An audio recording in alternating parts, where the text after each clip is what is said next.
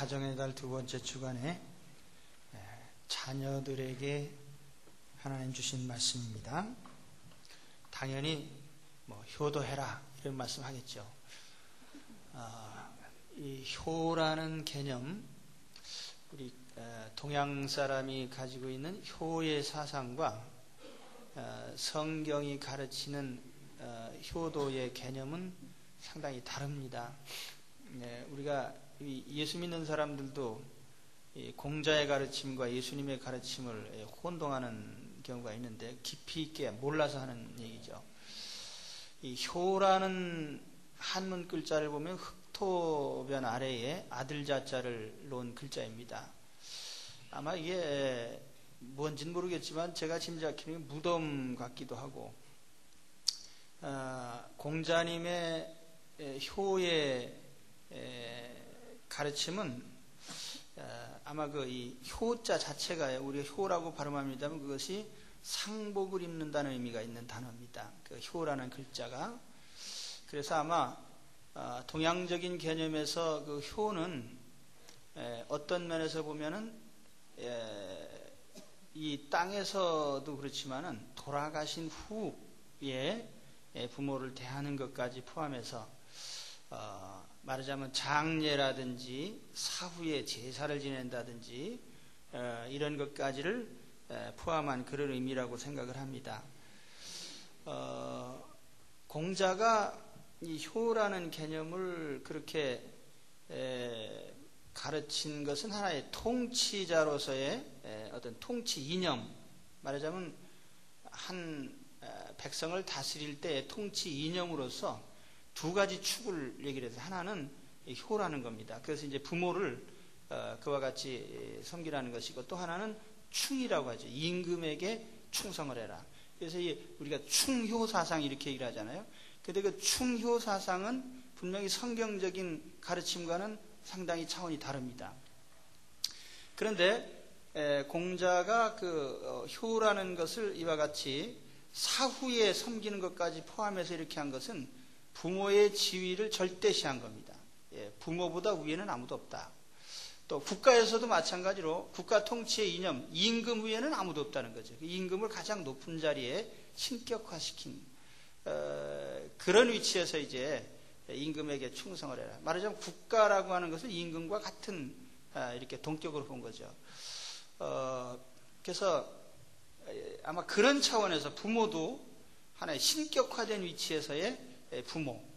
그래서 어떤 효라는 개념이 단순히 이렇게 부모님을 봉양하고 부양하는 그런 것보다는 어떤 면에서는 아주 그 신처럼 떠받드는 그런 의미로 이렇게 절대시하지 않았나 생각합니다. 그러나 성경이 가르치는 이 효도의 개념은 전혀 다르죠. 오늘 말씀에도 보면 주 안에서라는 말이 분명히 있습니다. 부모님과 하나님이 전혀 격이 다르죠. 부모님 위에 아무것도 없는 게 아니고, 임금 위에 아무것도 없는 게 아니라 부모님 위에 하나님이 계시고 임금 위에 하나님이 계시죠. 그래서 오늘 말씀에 그 부모를 우리 기독교적으로 표현하면 공경하라 이렇게 되어 있습니다. 공경하는 겁니다.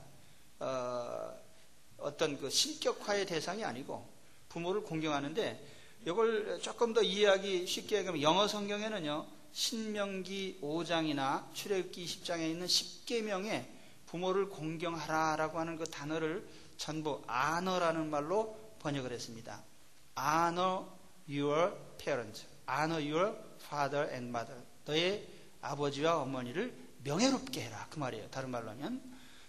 그래서 어떤 신격화된 그것보다는 부모님을 현실적으로 명예롭게 해드리는, 그것이 이제 공경의 개념으로 그렇게 말씀을 한 것입니다.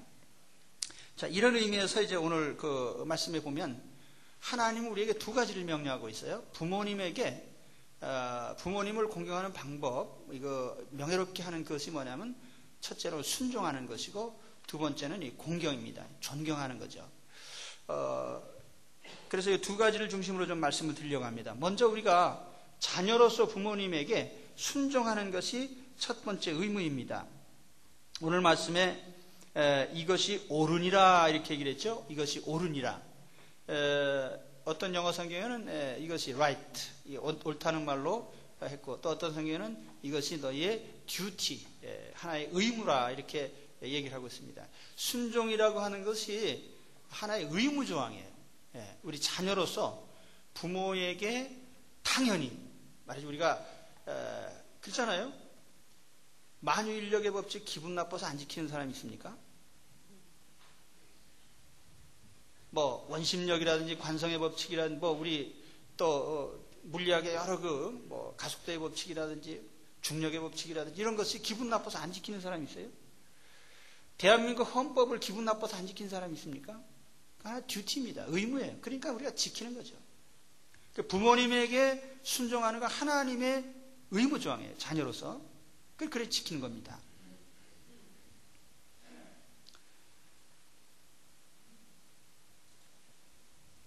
물론 여기 부모에게 순종한다고 하는 것은 뭐 부모가 이 10계명에 하나님의 계명에 위반되는 살인을 해라, 간음을 해라, 도적질을 해라 이렇게 시키는 것까지 우리가 순종할 의무는 없어요. 그래서 주 안에서입니다. 하나님이 허락하시는 규칙 안에서 우리가 부모님을 순종하는 것이에요. 여기 순종이라는 말은 어떤 면에서는 우리의 선과 악의 문제라기보다는 선택적인 문제를 얘기하는 것입니다. 우리가 살아가면서 인생의 여러 가지 선택적인 상황에 부딪힐 때가 있는데 그때마다 부모님의 의견을 우선해라는 것이죠. 그것이 부모님께 순종하라는 말의 의미입니다. 그러면 우리가 생각할 때 부모님이 자식보다 덜 똑똑한 생각을 가지셨어도 순종해야 되느냐? 자식은 많이 배우고 또 유능해서 사리를 잘 분별하고 최선의 길을 알고 있는데 자식은 그런데 부모님은 약간 부족하셔서 최선의 길을 모르셔요. 그래서 두 번째, 세 번째 방법만 알고 계십니다. 그래도 순종해야 됩니까? 순종해야 돼요? 안 해야 돼요? 순종해야 되죠. 우리 장로님만 아멘 하시네. 부모님의 의견이 자식의 의견보다 부족해도 순종하는 거예요. 그것이 하나님이 바라시는 겁니다. 아시겠습니까? 기분 나쁘셔도 그렇게 들으시고 그것이 하나님이 우리에게 바라시는 순종의 의미라 그 말이에요. 오늘 우리가 자식이 돼서 너무 똑똑한 나머지 요즘 똑똑한 사람이 얼마나 많아요. 나는 이 현대사회가 너무 인간이 똑똑해가지고 망한다고 생각하는 사람입니다. 약간 멍청한 게 좋은데 사람이 너무 똑똑해. 그러니까 선배보다 후배가 훨씬 똑똑해. 선배 말을 안 들어요. 선생님보다 제자가 너무 똑똑해. 그러다 보니까 제자가 선생님 말을 전혀 안 들어요. 그 학교가 개판이 되는 거죠. 이 사회가 전부 거꾸로 돌아가는 거예요. 자, 20년, 30년 회사에 근무하면서 경력을 쌓으신 보다 신입사원 중에 머리가 잘 돌아가고 아주 유능한 사원이 있어요. 그러면 그 앞에 있던 상급자 다 필요 없는 거죠. 이 사회가 이렇게 해서 개판이 되는 겁니다. 하나님은 그래도 조금은 무능해도 이 질서가 지켜지는 걸 원하셔요. 너는 셋머리 앞에 일어서고 노인의 얼굴을 공경하며 네 하나님을 경외하라. 자, 여러분 그 이유에 대해서는 내가 조금 이따 설명을 드리겠습니다. 우리는 일단 부모님의 모든 의사를 최우선에 두라는 그 말이에요.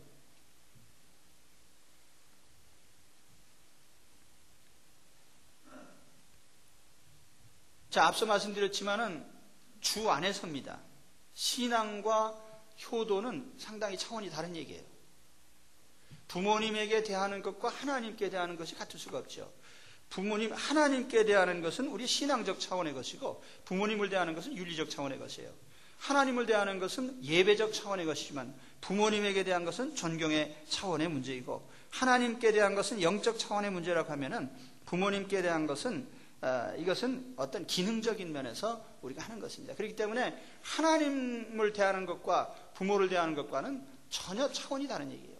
그런데 우리가 흔히 한국 사람들이 전도하다 보면은요, 이 기독교를 욕하는 사람들이 많습니다. 의도적으로. 이런 사람들 가운데 보면 예수쟁이들은 불효막심한 놈들이다. 그 이유 중에 하나가 뭐냐면 제사를 지내지 않았어요. 제사. 제가 아까 말씀드렸죠?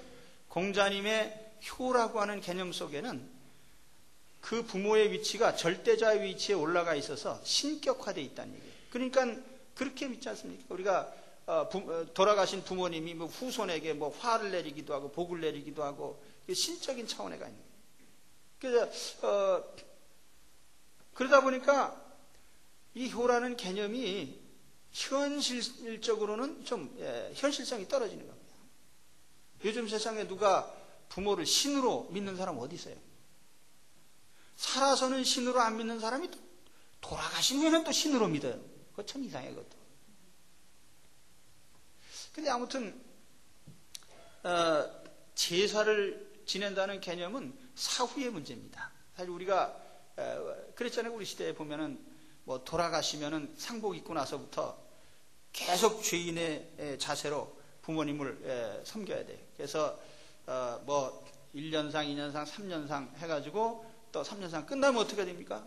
그 다음에는 사당으로 모시는 거죠. 사당에 모시고 나서 또 1년, 2년, 몇 대, 2대, 3대, 4대 쭉 내려가다가 몇 대 이상은 또 어떻게 또 따로 모시고, 외출할 때 되면요, 3박 4일 여행 가려면 항상 사당에 들어가 인사하고 가야 됩니다. 어디 다녀오겠습니다. 그래서 이와 같이 그 효라는 개념이 사후에 부모를 대하는 것과 많은 관련이 있어요. 우리 여러분 한번 보세요. 그렇게 해오고 있는 거 아닌가. 부모님 살아계실 때는 오징어 딸이 하나도 안 해드리던 아주 고약한 자식이 돌아가신 후에는 아주 엄청나게 제사를 잘 지내요. 왜냐하면 그 자기 잘 되려고.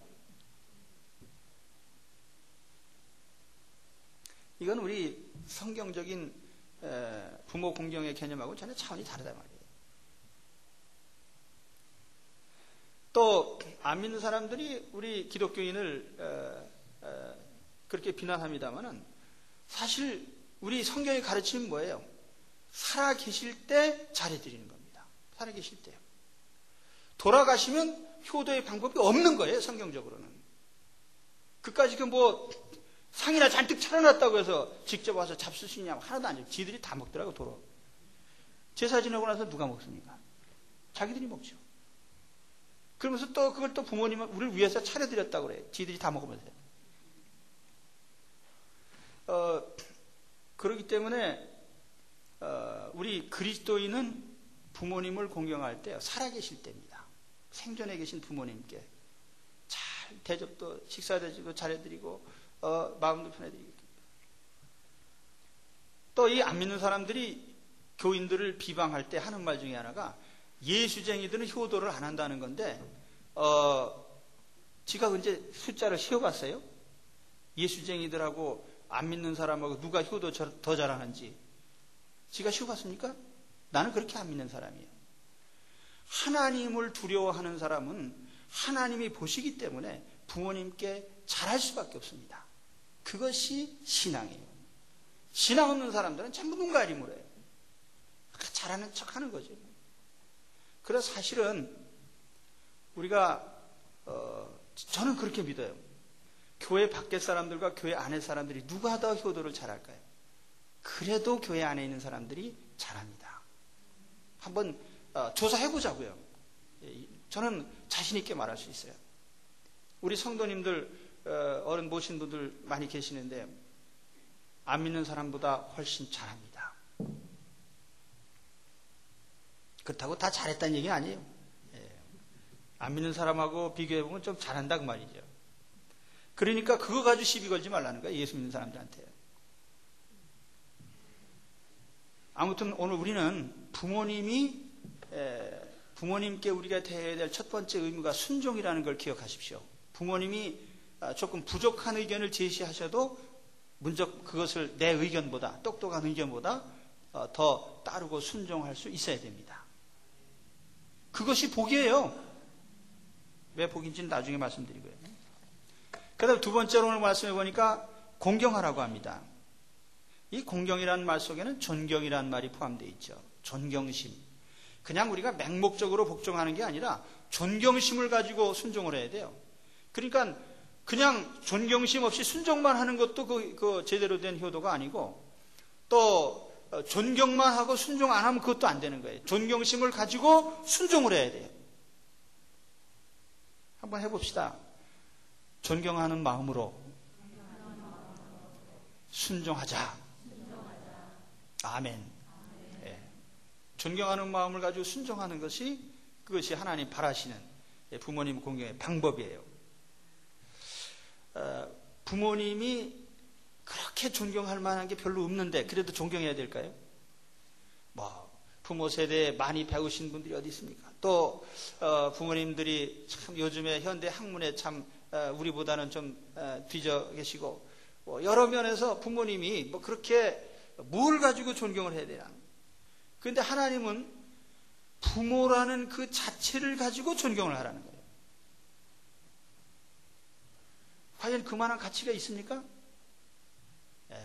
철학적으로 얘기해 봅시다. 존재. 헬라어로 여기 부모라고 하는 단어가요, 이 고니우스라는 말인데, 이 기노마이라는 단어에서 왔다고 합니다. 기노마이라는 건 존재라는 말이에요. 존재. 영어의 비동사. 그러니까 부모라는 존재가 누구냐면 나를 이 세상에 존재하도록 만든 장본인이에요. 내 존재의 근원이 부모에게서부터 왔어요. 그러므로 나를 존재하게 해주신 이 한 가지만 가지고도 평생토록 존경을 받으셔야 된단 말이에요. 꼭 장로님만 아멘 하시네요. 다른 사람들은 안 하시고 참 기분 나빠요. 부모님이 우리를 존재하게 해주신 그것만 가지고도 우리는 부모님을 평생 존경해야 됩니다. 예, 진짜 그렇게 하시죠.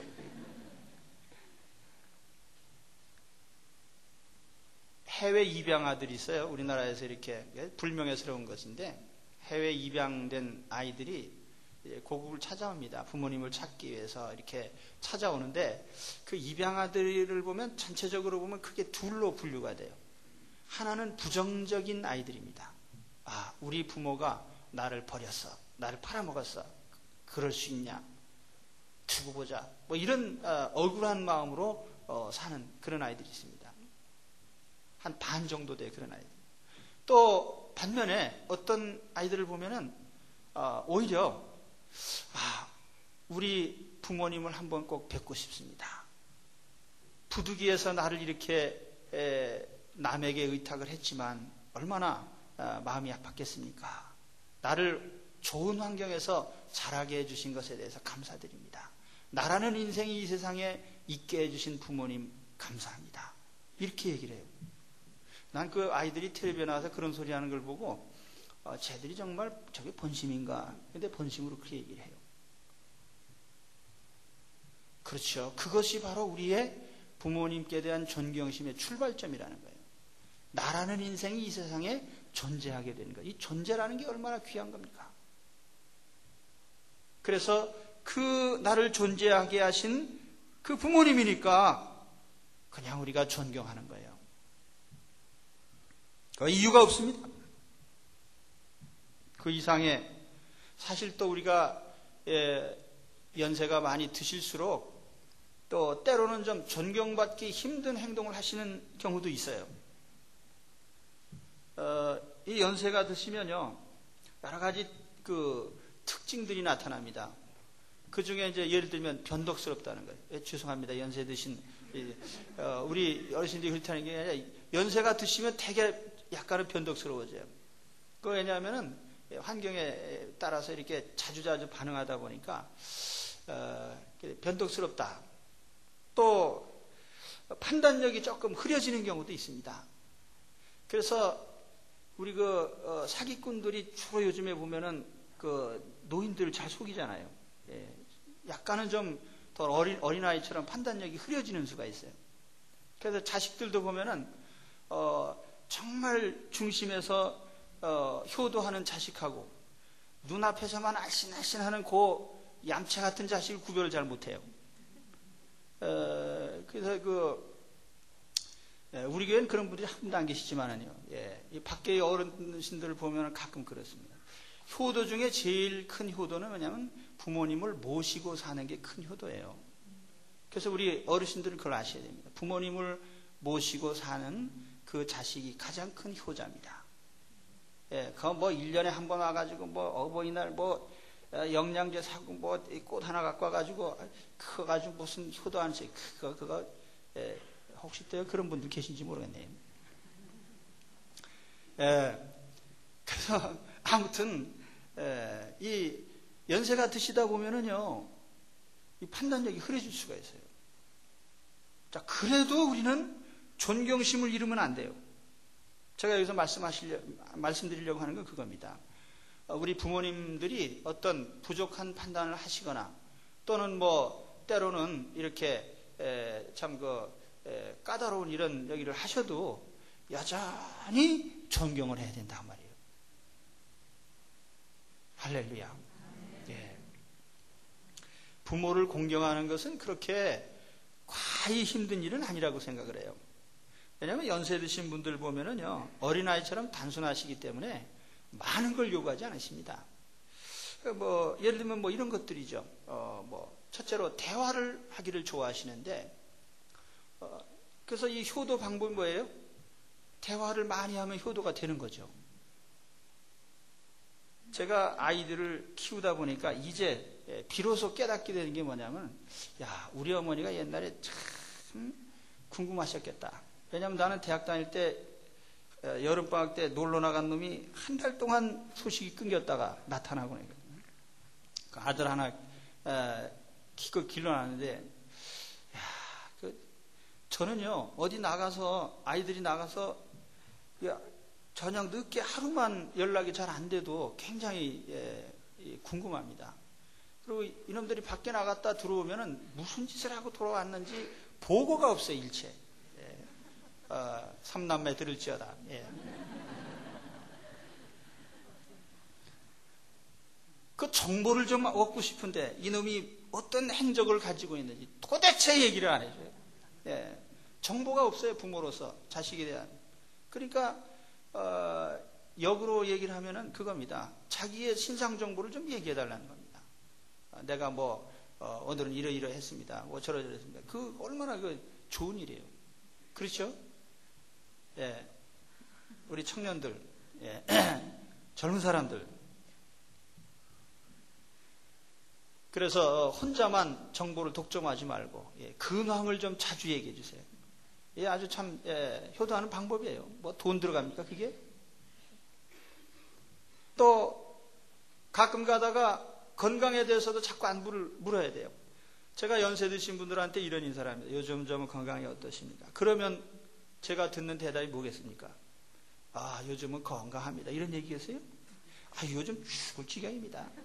거의 99.9%가 그렇게 말씀하시죠. 왜냐하면 저도 이제 50대 넘어서 이제 이렇게 지나다 보니까 기계가 좀 고장난 데가 있어요. 항상 AS를 받으면서 삽니다. 근데 70대가 되시고 80대가 됐으면은 기계로 치면 한참 노후. 그래서 이게 그런 노후된 기계다 보니까 신체가 고장이 나는 거죠. 항상 몸이 약하신 거예요. 그래서 그 약하신 것을 가끔도 이렇게 체크를 해드리고 늘 문안을 드리는 거죠. 요즘은 좀 어떠신가요? 아프신 데는 어떠신가요? 뭐 그거 하는데 뭐 입이 아픕니까? 돈이 들어갑니까?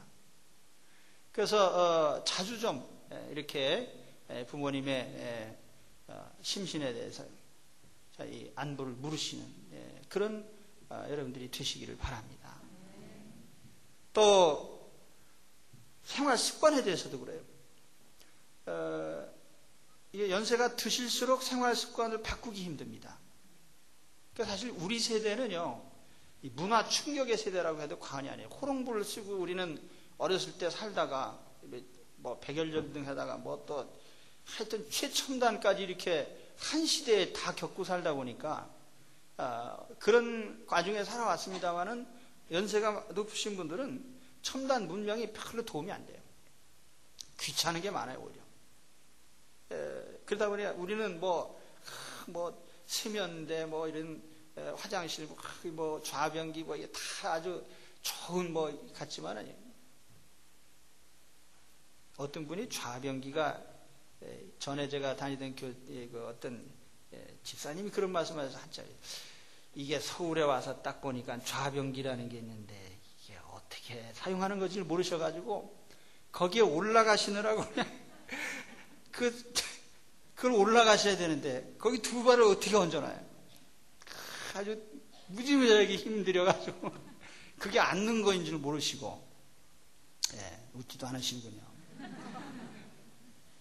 그러니까 문화적으로 그렇게 다른 것을 참 이렇게 적응해가는 게 힘들다고 말이에요. 그러니까 어르신들은 이제 편하게 해드리는 게 좋습니다. 여러분 어른이 고쳐야 됩니까? 젊은 사람이 고쳐야 됩니까? 당연히 젊은 사람은 자기 고칠 능력이 있잖아요. 그러니까 어르신들은 고칠 능력이 별로 없어요. 생활 습관이. 그래서 편하게 해드리는 거예요. 또 생활부양도 마찬가지입니다. 아주 근본적인 거죠. 어른들이 생활을 할 수 있도록 생활부양을 해드리는 것이 자식된 도리입니다. 젊은 사람들이 요즘 우리나라 사람이 연결 수가 낮기 때문에 문화비 많이 지출하는데 어른들을 위해서 문화비 지출이 없어요. 그래서 오늘 여러분 우리 주 안에서 바로 이런 것들을 통해서 공경하시기를 바랍니다. 또 한 가지 더 말씀드린다면은 우리 장례를 위한 준비요, 돌아가신 후를 위한 준비를 미리 해드리는 것도 효도 중에 하나예요. 저희 교회 독거하시는 노인이 계셨었는데 혼자 사시니까 신방 갈 때마다 이제 이렇게 저에게 그 신상 얘기도 하시고, 근데 이분 저분 도와드린 그것을 하나도 안 쓰고 모아가지고 은행 통장에 넣어놓으셨어요. 평생 베개 밑에 넣어놓으셨다가 병원에 입원하시면서 돌아가신 줄 알고 저한테 비로소 그걸 맡기셨습니다. 목사님 이거 나 죽으면 장례식 좀. 그런데 조금 나아지시니까 도로 달라고 하셔서 도로 드렸다가 달라고는 안 하시지만 제가 도로 드렸어요. 왜냐하면 얼마나 그래서 뭐냐면은 연세가 드시면 이 세상 떠났을 때 누가 나를 이렇게 해줄까라고 하는 그런 생각들을 하시는 거예요. 그러니까 편안하게 해드리면 되잖아요. 우리 예수 믿는 사람들은 영혼은 이미 천국에 다 하나님 품 안에 계시니까 뭐 육신 하나야 뭐 문제가 되겠습니까?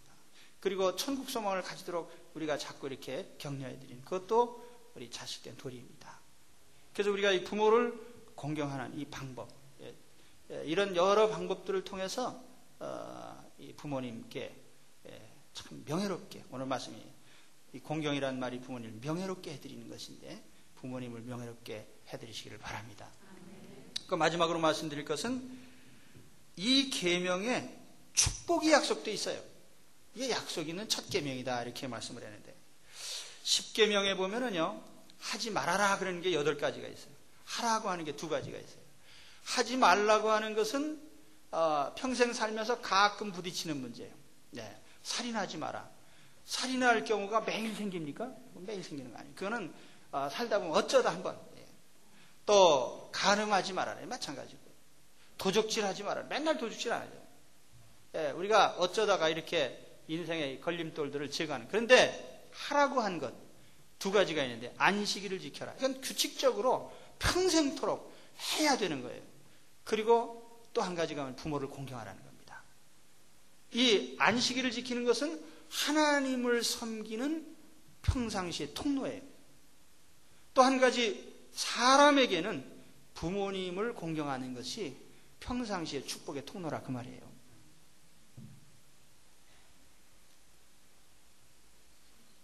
어떤 면에서 보면은 하지 말라는 계명을 지켰다고 해서 상 받지는 못합니다. 여러분 초등학교, 중고등학교 다니면서 졸업식 때 위에 적은 학생은 6년 동안 도적질을 안 했으므로 상장을 줌.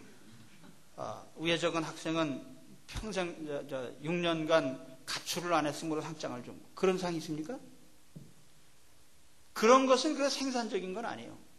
최소한 하지 말라 그 말이죠. 그러나 우리가 하나님께 하라고 하는 것은 이건 제한이 없습니다. 잘했을 때는 얼마든지 더 잘할 수 있는 거예요. 이게 생산적인 계명이다 그렇게 생각을 합니다. 안식일을 지키는 것 생산적인 계명이죠. 하나님 만남으로써 우리가 영적인 복을 받고 하나님이 내리신 신령한 은사들을 받고 육신적인 복을 받고 온갖 축복을 받는 것이 바로 하나님 공경하는 안식일의 복입니다. 또 동시에 부모님을 공경하는 것도 마찬가지예요. 부모님을 공경함으로 말미암아 오늘 두 가지 약속을 받는데 첫 번째로는 땅에서 오래 산다.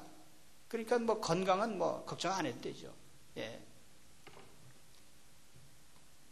아마 이걸 뒤집어 생각하면은 부모님을 공경 안 하는 자는 가다가 갑자기 지하철 공사장이 무너져서 깔릴 수도 있고 전봇대가 넘어져서 부딪힐 수도 있고 감기가 덧나가지고 폐렴이 될 수도 있고 아니면 100만 명에 한 명 걸리는 이상한 병에 걸릴 수도 있고 그러면 안 되겠죠.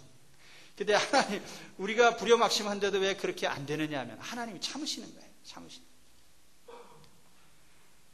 그러면서도 부모님에게 잘하는 자에게는 하나님께서 상을 주시겠다라고 약속을 하신 겁니다.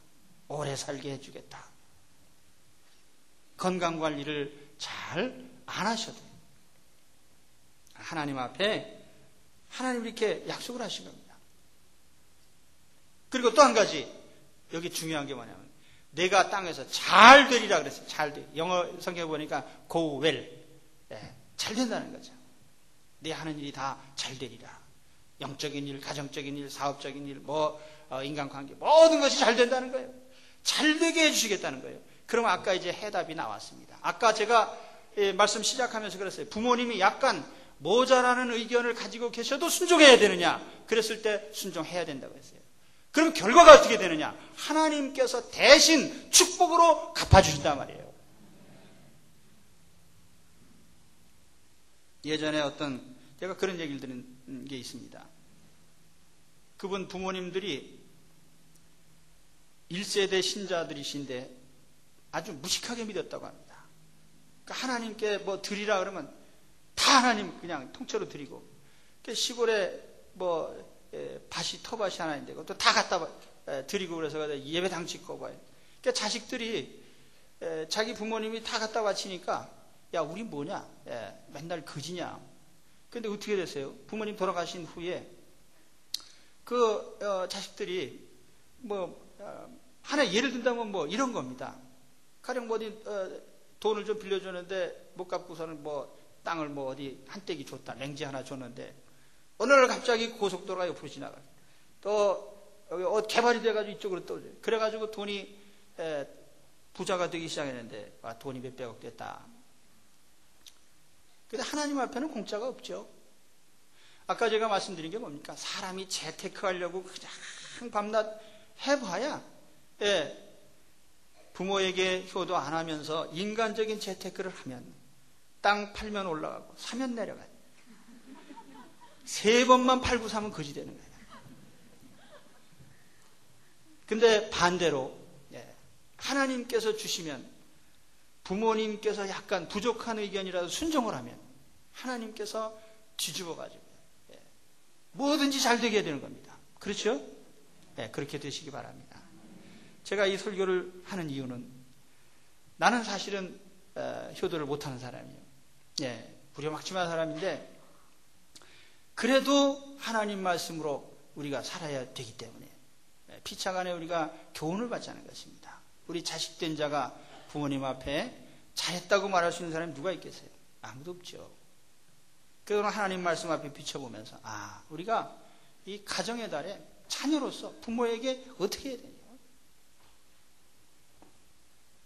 이제 제가 대학 졸업한 지 30년이 되는데 30년 후에 아이들을 지금 청년기의 아이들을 자식으로 놓고 보니까 비로소 이제 내가 깨달아지는 거예요. 이게 내가 옛날에 이랬으면 참 좋았을 거예요.